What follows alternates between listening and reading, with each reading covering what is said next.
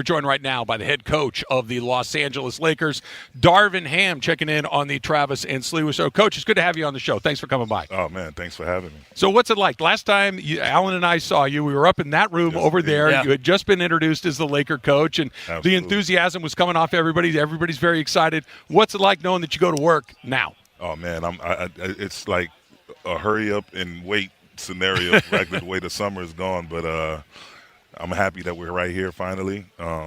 Excited about the group, excited about the competitiveness, the togetherness that's going to be on display, and at the start of camp. And we everybody's focused, everybody's healthy.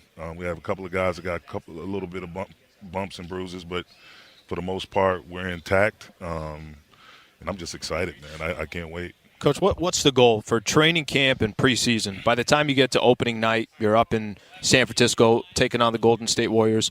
What's the goal between now and then that you're hoping to accomplish? Just the process of creating an identity, defensive mentality throughout the team, man to man, man for man, and as a group, just to establish that first and foremost.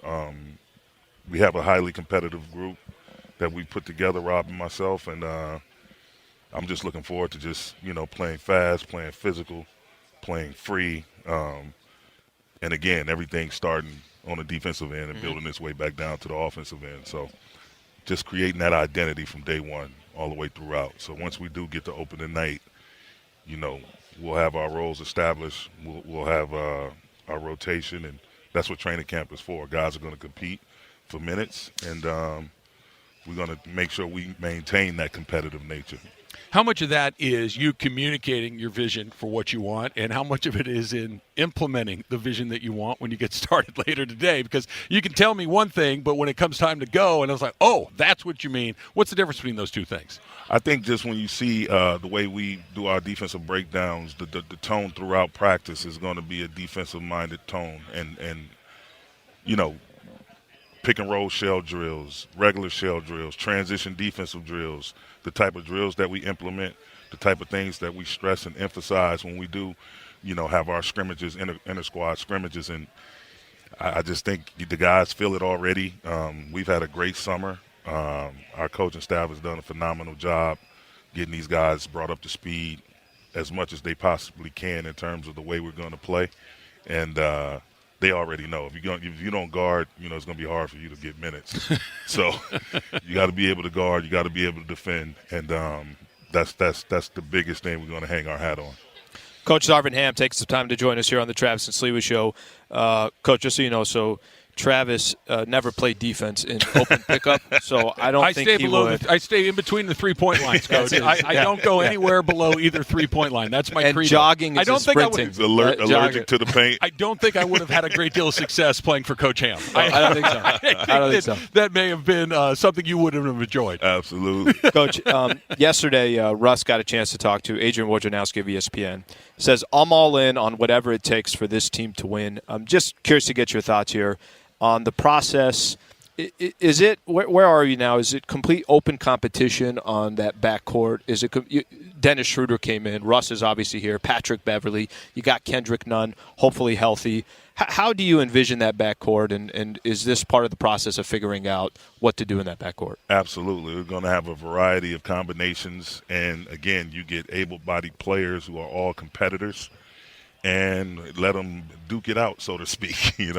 They got to come in and with the right mindset that, even though we are competing for minutes at these positions, it's still the same. Everyone's representing the same thing that's written across our chest. Everyone's representing the Lakers as a whole. So it's going to be good, fun, clean competition, but competition nonetheless. I mean, it's why you have camp. It's why you mix and match different guys together to see what works, what doesn't work.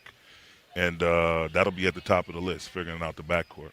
Darvin Ham, head coach of the Lakers, joining us here on Trav and Slee. You played in the league, coached in the league for a long time. This is your first head coaching job here in L.A. with the Lakers.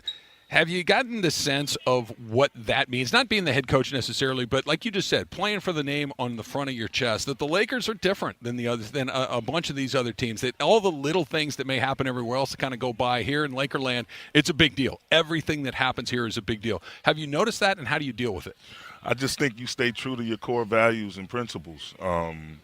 Again, the 3 words I used on when I first got the job at my first press conference: competitiveness, togetherness, and accountability. And you know, there's things that, you know, every NBA team goes through, and you're right, the microscope on our ball club is extremely intense. Mm-hmm. But when you know who you are, you know you're working towards something and you're establishing something, you got to try to block out the outside noise as best you can. And as long as we inside this building know what we're doing, I think we'll be fine. And that goes from top to bottom. We're vertically aligned from Jeannie Buss to Rob, myself, all the way down to the players and the way we go about our performance team, the way we go about doing our business. So as long as we're taking care of our business and trying to get better every day, you know, we shouldn't have enough time to pay attention to what's the outside noise, whatever may be going on.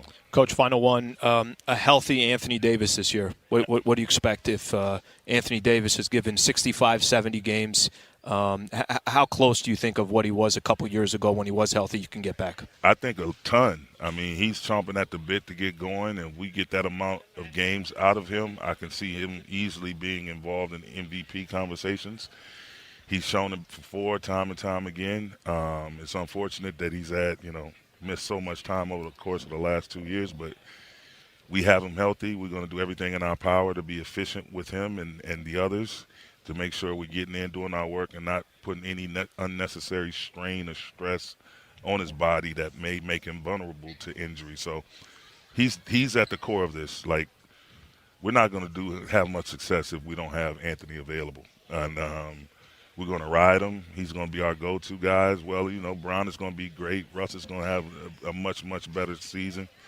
But he's going to have people available around him, and that's one of our biggest things. I think we have one of the best, if not the best, performance team in the league, and they have a huge amount of know-how, and we've already had discussions about how can we be more efficient, how can we be smarter in the way we approach work every day. So, but he's the key. He's the key to make everything work.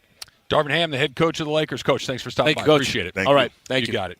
Yep, there you go, Slee. So it's what you and I have talked about for weeks, months, that if Anthony Davis is healthy, let's see. We're basically front office executives. Yeah, look, you have to be a genius to know that Anthony Davis is important. But I don't know what else you want from us. This is what it is. You heard it from the coach's mouth right there. And look, if anybody could have made me play defense, it would be that guy right there.